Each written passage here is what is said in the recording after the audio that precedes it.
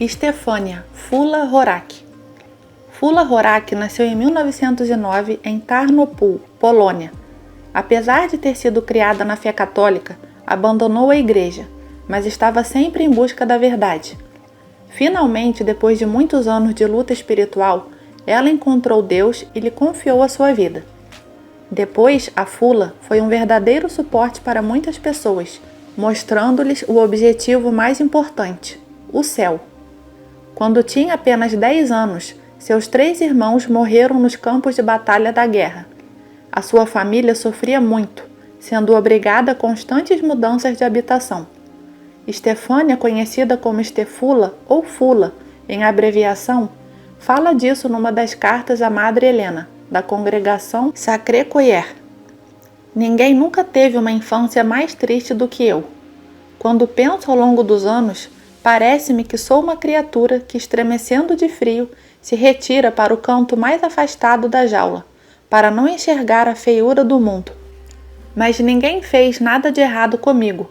Apenas o cinza brutal da vida cotidiana cresceu e cresceu ao meu redor, e muitas vezes desejei ter nascido cega e surda.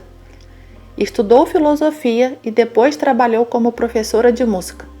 Não conseguia ser feliz, porque tinha no seu íntimo uns desejos implícitos, umas dúvidas e anseios.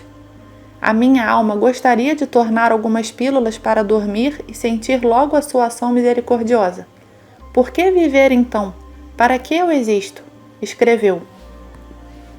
A formação filosófica e a mente interrogativa de Fula a fizeram procurar respostas para diversas perguntas sobre Deus e sobre a fé que a perseguiam.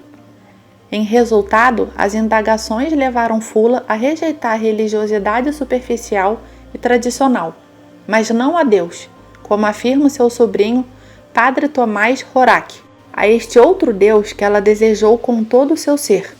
Evidenciam isso as anotações de Fula.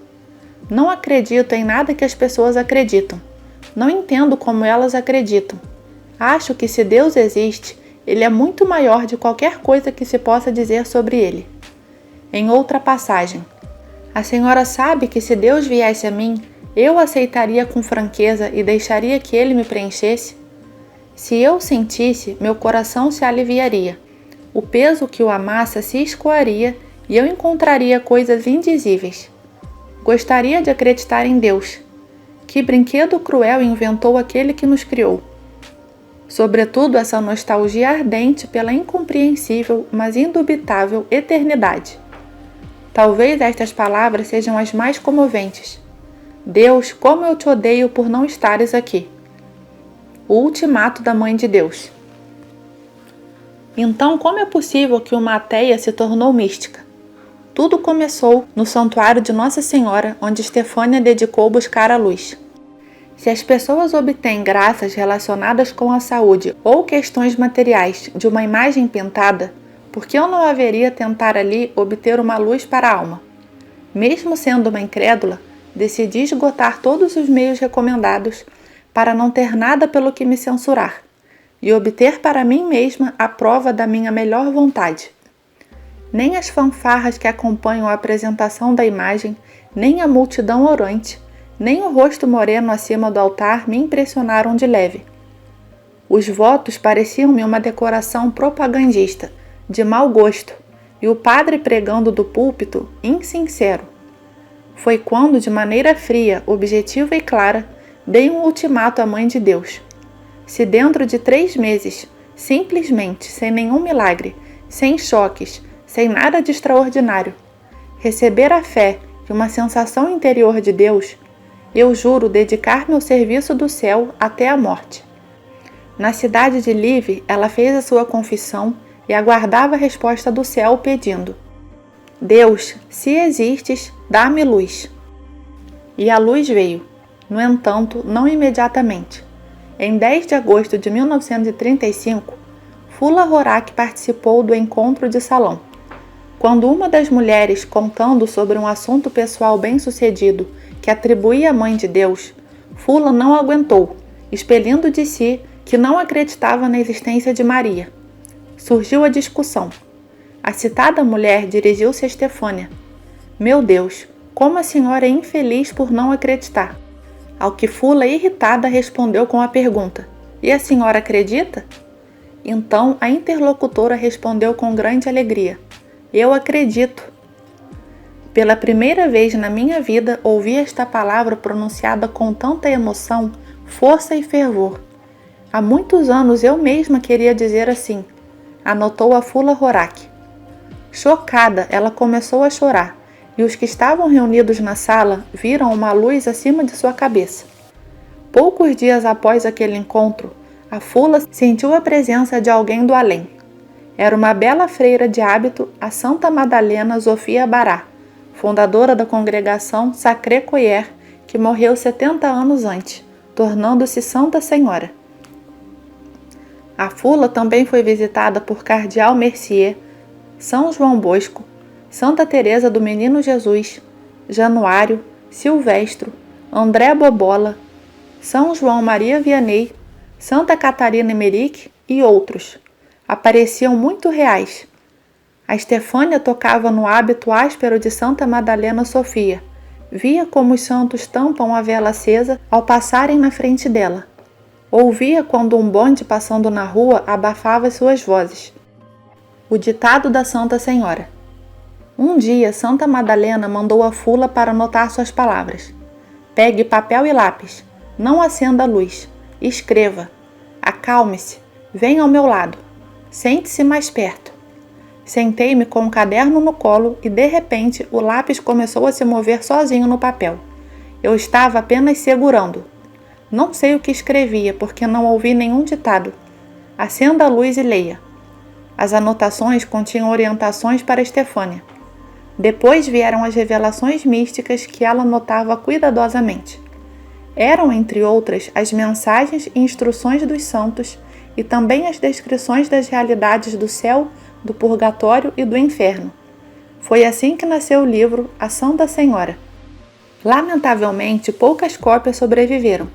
A maior parte da edição foi destruída durante os bombardeios a Varsóvia em 1939.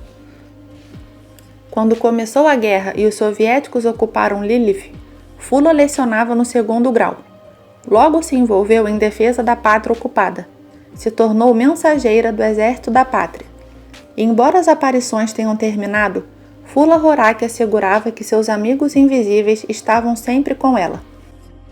Logo, a Estefânia, junto com a sua irmã Zofia, foram presas por contrabandear a Sagrada Comunhão aos presos e condenados pelos soviéticos. Os interrogatórios brutais e a sentença de 10 anos de campo de trabalho forçados prejudicaram gravemente a já debilitada saúde de Fula. Foi necessária uma cirurgia de estômago. Em condições primitivas, sem anestesia, sem as ferramentas adequadas, todo o estômago e o duodeno foram extirpados. Depois do primeiro corte, gritei, pois estava consciente. Eu vi o médico tirar o meu estômago de dentro. Um estranho contentamento tomou conta de mim, como se um nevoeiro invisível descesse de cima e me envolvesse estreitamente, que eu não sentia tanta dor. A cirurgia durou das 7 da manhã às 2 da tarde. No campo de concentração, a Fula experimentou o inferno na terra. Depois de retornar à Polônia, ela morava com a Zofia em Zakopane. E aqui começou algo incrível. Para o seu pequeno apartamento, começaram a chegar inúmeras pessoas, às vezes chegando a várias dezenas por dia. Vinham buscar conselho, oração e esperança. Aquilo não foi fácil. Horas e horas passadas conversando e curando espiritualmente as pessoas.